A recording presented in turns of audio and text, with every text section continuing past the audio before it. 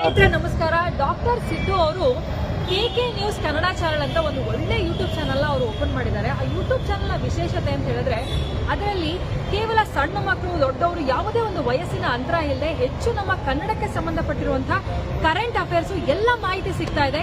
ದಯವಿಟ್ಟು ಹೆಚ್ಚಿನ ಸಂಖ್ಯೆಯಲ್ಲಿ, ಅದರಲ್ಲೂ ನನ್ನ ಯುವ ಸ್ನೇಹಿತರು ಹೆಚ್ಚಿನ ಸಂಖ್ಯೆಯಲ್ಲಿ ಯೂಟ್ಯೂಬ್ ಚಾನಲ್ನ ಸಬ್ಸ್ಕ್ರೈಬ್ ಆಗಿ ಫಾಲೋ ಮಾಡಿ ಹೆಚ್ಚು ಕನ್ನಡ ಪರ ಜ್ಞಾನವನ್ನ ಬೆಳೆಸ್ಕೊಳ್ಳಿ ಅಂತ ಹೇಳೋದಕ್ಕೆ ಇಷ್ಟಪಡ್ತೀನಿ. ನಾನು ನಿಮ್ಮ ನಿರೂಪಕಿ ಸವಿ ಪ್ರಕಾಶ್.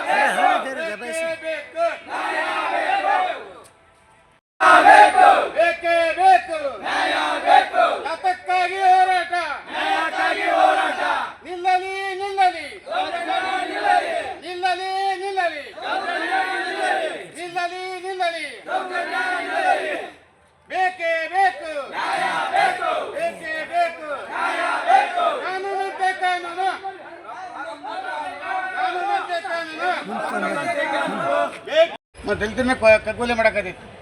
ಮತ್ತು ಇವ್ರು ಏನು ಮಾಡಕ್ತಾರೆ ಅಂದರೆ ಗೃಹ ಮಂತ್ರಿ ಅವ್ರು ಮುಕ್ಕೊಂಡಾರೆ.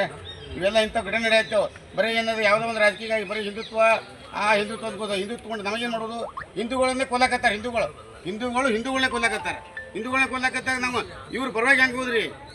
ಈಗ BJP ಅವರು ಹಿಂದುತ್ವ ತಿಳ್ಕೊಂಡು ಹಿಂದೂಗಳನ್ನ ಕೊಲ್ಲಕತ್ತಾರೆ.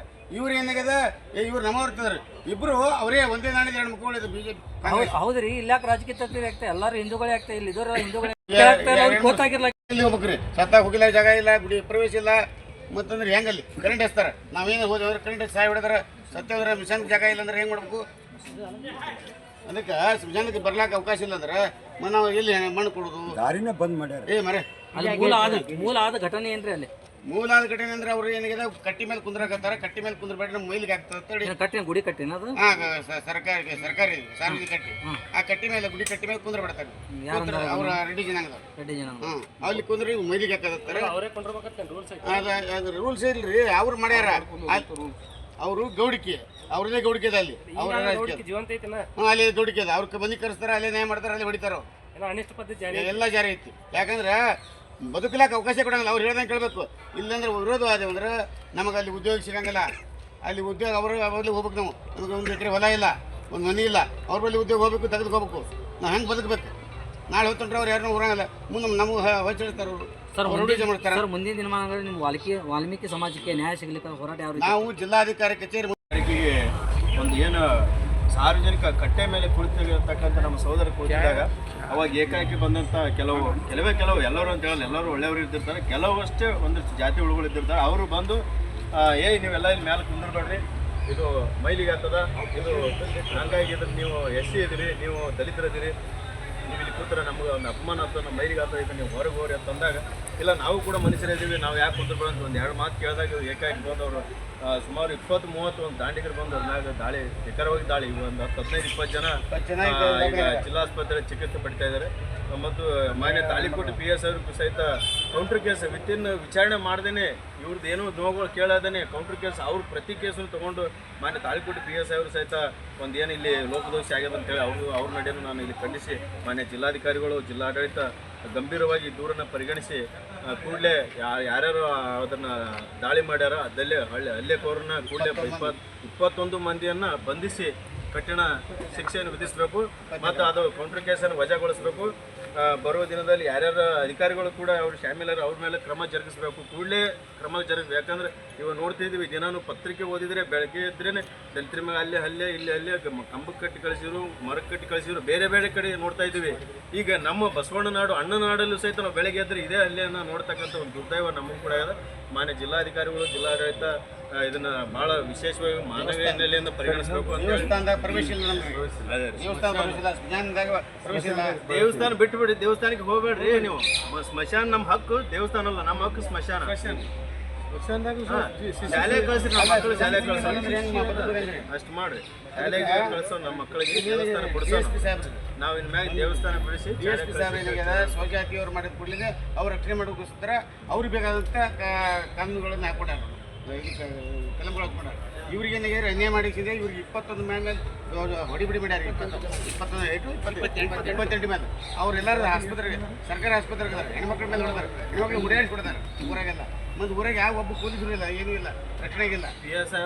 PSIನೂ ರೆಡಿ ರೀ, DSP ಅವ್ರದ್ದು ಕೇಳಿ. ಆದ್ರೆ ಏಕಾಏಕಿ ಇವ್ರು ಕೇಳೋದನ್ನ ಅವ್ರು ಕೌಂಟರ್ ಕೇಸ್. ಮಾನ್ಯನೂ ಸಹ ತಾಳಿಕೋಟೆ ಬಸಕೋಟೆ ಗ್ರಾಮದಲ್ಲಿ ಅಲ್ಲಿನೂ ಆಯ್ತು. ಮಾನ್ಯ PSI ಅವ್ರು ಇಲ್ಲೇ ಮುಂದೆ ನಿಂತಾರ. ಅವ್ರ ಬೂಟ್ಗಳಲ್ಲೇನೆ ಹೊಳೆ ಸೈಡ್ ಹೊಡಿತಿದ್ರು. PSI ಅವ್ರು ನಗ್ತಾ ನಿಂತಾರೆ.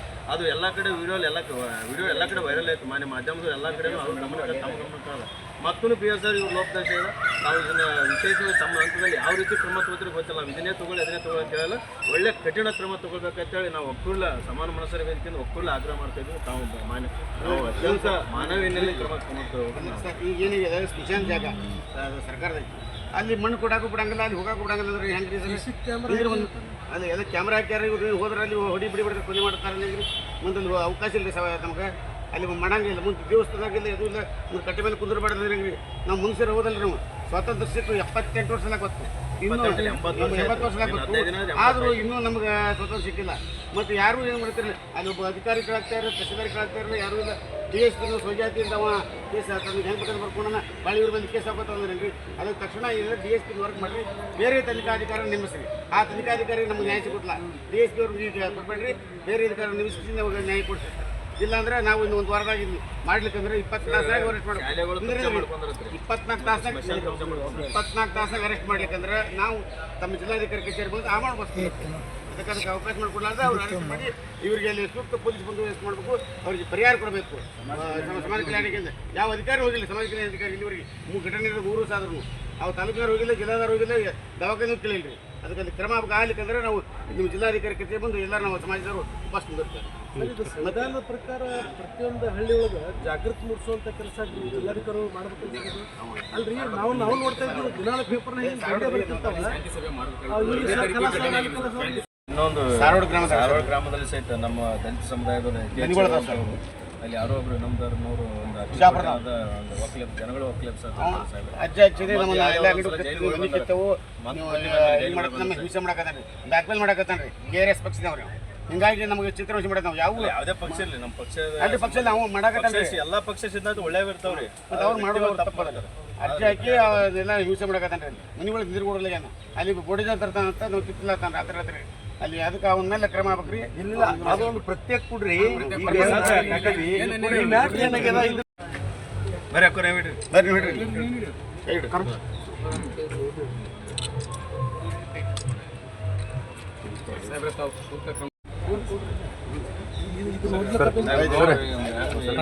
ನಂದೊಂದು